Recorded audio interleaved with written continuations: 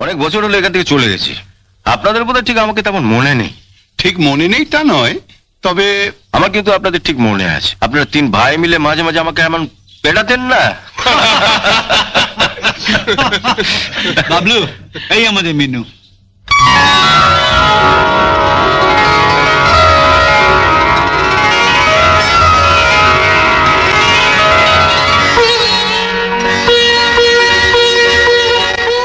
বস।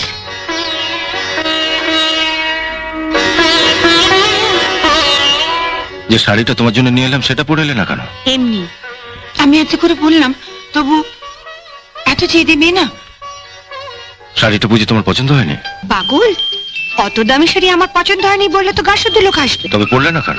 আর তাছাড়া সত্যি কথা বলতে কি, আমি গরিব স্কুল মাস্টারের মেয়ে, অত দামি শাড়ি পরার অভ্যেসও আমার নেই। আপনি আমার জন্য পাত্র খুঁজে দেবেন বলে দয়া করে আমায় দেখতে এসেছেন। আমি ঠিক যা তাই দেখে গেলে আপনার বোধহয় পাত্র খুঁজতে সুবিধা হয়, তাই না?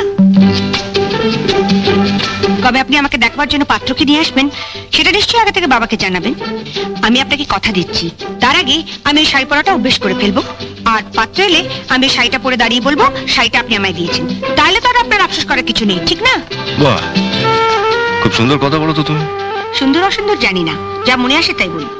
যেমন আপনাকেও আমি বলে রাখি, যেদিন পাত্রপক্ষকে নিয়ে আমায় দেখতে আসবেন সেদিন কিন্তু আমি ওদের সামনে পেছন ঘুরে দেখাতে পারবো না আমার চুল কতখানি লম্বা, কিংবা নিজের চুল টেনেও দেখতে দেবো না পর চুলে পড়ে আছে কিনা। আপনার পাত্রপক্ষ যদি বলে মা একটু চলে দেখাও দেখি, আমি কিন্তু সোজা হেঁটে ঘরের বাইরে চলে যাব।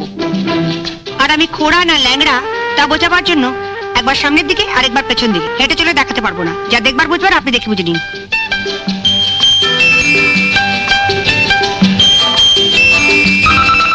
বুঝলেন তো?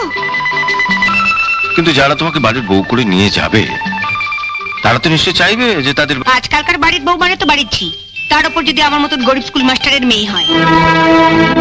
আমি তার বৌদিদের মতন কপাল নিয়ে আসিনি কে যে বাড়ির বউ হয়ে যাবো সে বাড়িতে আমার মতন একখানা ননদ থাকবে যার কাঁধে সংসারের সমস্ত দায়িত্ব চাপিয়ে দিয়ে আমি বৌদিদের মতন পটের বিবিসে যে গায়ে হাওয়া লাগিয়ে বেড়াবো। বৌদিদের উপর তোমার খুব রাগ দেখছি। ওসব রাগ টাগ বুঝি না, যা সত্যি তাই বলছি।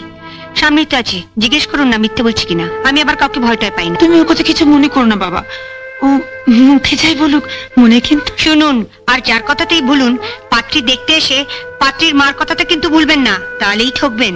মিনু, প্রত্যেক মাই কিন্তু মেয়েকে বিয়ে দেওয়ার আগে পাত্রপক্ষকেও একই ধরনের কথা বলে।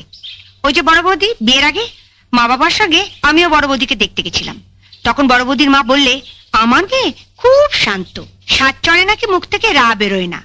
অথচ এ বাড়িতে আসার পরে বৌদির চিৎকারে এপাড়ার যত কাকপক্ষী গুলো সব এপাড়া ছেড়ে দিয়ে ওই বামুন পাড়ার বটগাছাতে পাশা বেঁধেছে।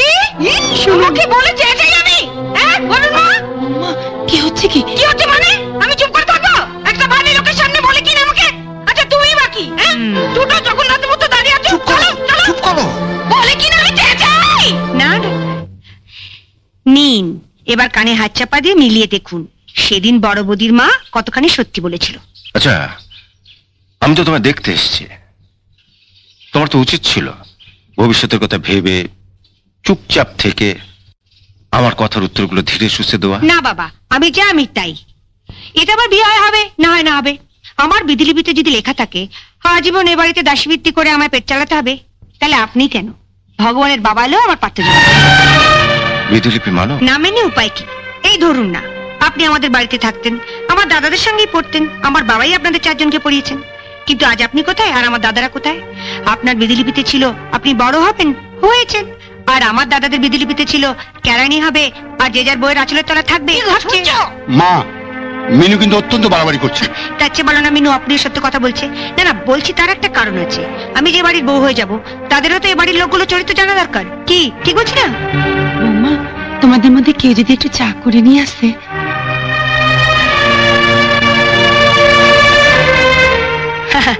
কাদের কি বলছো মা? এ বাড়িতে আসার পরেই তো বৌদিরা ভুলে গেছে ক কাপ চায় ক চামচ চিনি দিতে হবে, তাই আমিই যাচ্ছি।